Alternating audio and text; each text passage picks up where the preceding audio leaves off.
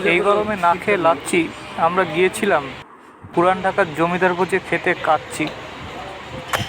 জায়গাটা বেশ সুন্দর ছিল, দুটো পাখাও ছিল। দেখুন ঘেমে আমার কী অবস্থা। মাশাল্লাহ, মাংসর পিস এত বড় ছিল যে দু তিনজন, চার পাঁচজনে খেয়েও শেষ করা যাবে না। এত বড় মাংসের পিস থেকে একটু মাংস ছিঁড়ে নিলাম। মাংস বেশ ভালোই সেদ্ধ হয়েছে। টিপিক্যাল ফুড ব্লগারদের মতো বলছি, মাংস বেশ সেদ্ধ হয়েছে, খুবই টেন্ডার এবং জুসি। ও রেয়াজি পিস, এ তো অসাধারণ।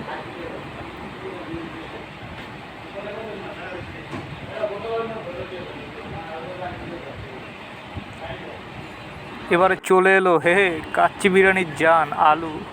ওয়াও, একটু চাপ দিতেই একদম দুমড়ে মুচড়ে একাকার হয়ে গেল।